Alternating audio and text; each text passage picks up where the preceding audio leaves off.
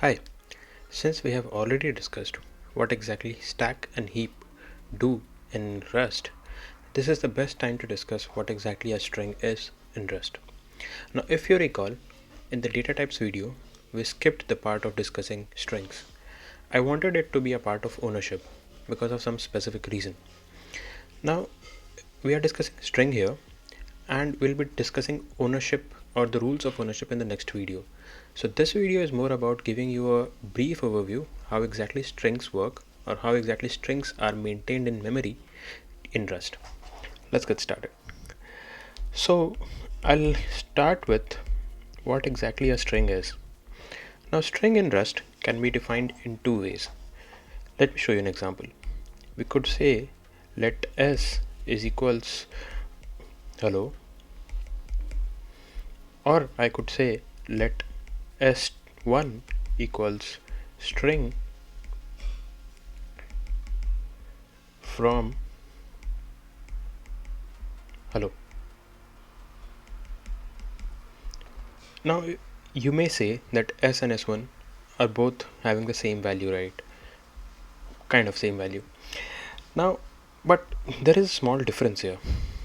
S is a string literal, whereas s1 is basically a string. The other difference is if I say string literal, it means S has a defined length. S has defined capacity.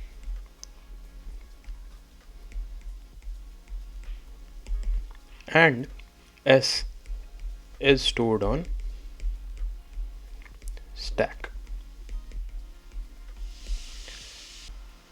This basically makes the value of S being retrieved fast, because in stack lecture or stack and heap lecture we have already discussed values on stack could be retrieved fast actually.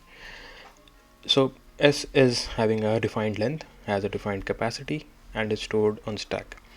What this makes the compiler do is it makes it easy to understand that S has a defined capacity, so it cannot be extended, has a defined length, so it cannot be made larger or made growable by nature, and is stored on stack so that the compiler could compile it without any hesitation.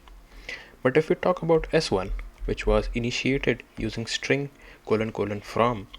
from here is a method. We'll discuss about these methods later, but just for now assume or understand that this is used for creation of a string. Now if we talk about S1 does not have a defined length.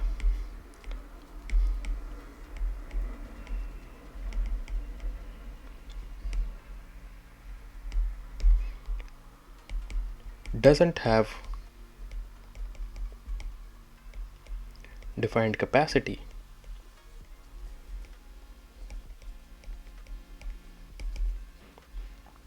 Or it is also not stored on stack only. So now you understood that S1 is quite different than what S is, right? So a string literal is very much different than what a string is. But what do I mean if they do not have a defined length? Or what do I mean by it does not have a defined capacity? Or you may ask where exactly it is stored, right? I'll tell you. What's happening with string is when I initiate S1, it basically creates a pointer, or gets a pointer I should say, and this pointer is basically from the heap. When you create a string, the memory of this particular string, which is hello in this case, is stored inside a heap, and inside the heap, say suppose the memory tool assigns it this value. Here exactly we have hello stored. What the heap will do, it will generate a pointer, or it will give you a pointer of this one. Say suppose if it is this one, we'll call it P1. Now this pointer will be stored inside a stack, and whenever we try to retrieve the value of this pointer or this value of S1, we'll go to the stack, get P1, and then use this P1 to get the exact value. This makes the process a little slower. Now this P1 will have some more properties as well. So if I say what are the properties here, we'll have the pointer value, or I should say I could correct this one. I should say it will have the pointer value, it will have the capacity, say 5, since we have 5 alphabets here, and length. Now this information is stored inside our stack, and we'll use this pointer information to get inside the heap and retrieve the value of the string. So now you know what exactly a string is and what exactly a string literal is and how they are different. Now there is one more part which I want to discuss with you, which is how exactly the string grows and what exactly is the memory allocation, or how exactly the memory allocation works in that case. Let's come up with an example. Let's say we have a mutable string S2 which is initialized as a string using from method, and we call it hello again. Okay, now as you know the basics, like S2 will be pointing towards a stack which will be storing the pointer to the memory allocation inside the heap. Say suppose our hello is stored here, and the pointer towards this one will be sp2 star with capacity 5 and length 5, and this p2 star will be stored inside the stack, and whenever we try to access S2, it will access the pointer, and the pointer will be used to get the value. This is we have already discussed. Now if I append S2, since S2 is mutable by nature, what we could do is we could do S2 dot push string world. Now push string is basically appending hello with world, which means it will become hello world. There is a space here, so we have like hello world now. But what exactly happens with respect to the memory allocation? What will happen here is S2 will still reach out to the stack, but the stack and heap togetherly they'll reassess the value. Since the capacity has changed, since the length has changed, the heap will now have to come up with a new capacity or a new memory allocation of S2.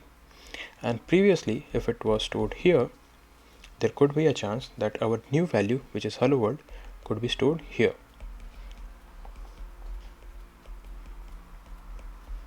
Or anywhere.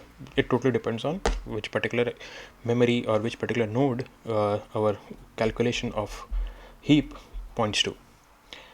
Now this node, which was previously occupied with hello, will be freed up by Rust, so this becomes completely free, and the pointer towards this one, which was p2 star, will also be freed up. It will not be pointing towards this particular node.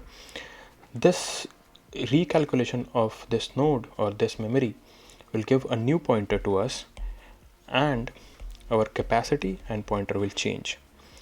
Say suppose we have p2.1 or star or p2.3 or p22, whatever you want to name it, it is just an arbitrary value, will be stored inside this stack with the capacity of 11, because there are 11 characters now including the space, and p2 star 2.1 will be now pointing towards this memory allocation, and S2 will be using this pointer to refer to this value. So this is how the node is freed up and new pointer is returned, and it is being referenced by S2. Now, if I say that, what if I make a string literal a mutable string, like let mute s3 equals hello? Is it growable by nature? No. If I say s3 equals world, it will basically replace hello and it will have a new owner, or a new value, world. So this is how it is not extensible by nature. You cannot extend it actually. That's why we need to use string instead of string literals. I hope it make some part of your concept clear, and in the next video we'll discuss more about ownership. What are the rules of ownership? So the meat of ownership is something which we'll be discussing in the next video. I hope to see you in the next one. The details or everything will be updated in the Notion doc, and it will be linked in the description.